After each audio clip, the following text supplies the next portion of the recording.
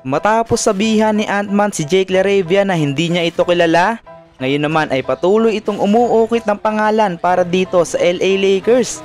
Matapos kasi na magtala ito ng 27 points off the bench kontra Minnesota, ngayon naman sa laban ng Lakers at Miami Heat ay nagtala na naman ito ng another 20-point game. Talaga namang sulit ang pagkakakuha ng LA Lakers dito kay LaRavia dahil mid-level exception lang ang sinasahod nito na 12 million sa loob ng 2 taon.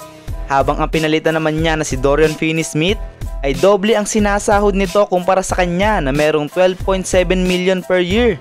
Pumirma kasi ito sa Houston Rockets ng 53 million sa loob ng 4 na taon. Ang kagandahan lang dito, si Jake LaRavia ay nakakapaglaro sa Lakers every game at pinapangunahan pa ang kanilang bench sa scoring. Habang ito namang si Finney-Smith ay hindi pa din nakakapaglaro sa Rockets dahil sa kanyang ankle injury. Samantalang sa kabilang banda naman, nakuha nga po ng Los Angeles Lakers ang panalo kanina kontra dito sa Miami Heat sa score na 130-120. Pinangunahan na naman ni Luka Doncic at Austin Reeves ang Lakers dahil si Luka ay gumawa ng triple-double, 29 points, 11 rebound at 10 assists. Habang sa AR-15 naman ay gumawa din ng 26 points at 11 assists double-double.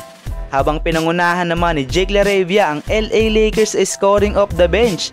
Nagtala kasi ito ng 25 points, 8 rebound, 3 assists at 4 steals. Kaya naman halina't panoorin natin ang iilan sa highlights ng Lakers forward na ito. Sobrang sipag talaga manakbo ni Jake LaRavia mga idol.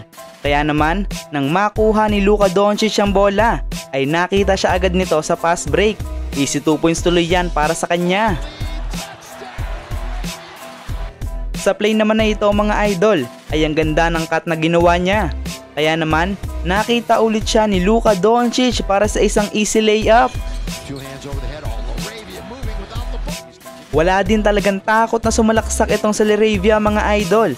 Dire-diretso lang sa pagtakbo. Na-posterize tuloy ang Heat big man. Matapos ngang ma-attract ni Austin Reeves ang depensa ng Miami Heat, hindi nila napansin na tumatakbo na pala papuntang basket itong si Jake LaRavia mga idol. Kaya naman, nabigyan siya ng isang alley-oop play ni Austin Reeves. Ano ba ang masasabi nyo sa performance ng LA Lakers kanina kontra dito sa Miami Heat mga idol?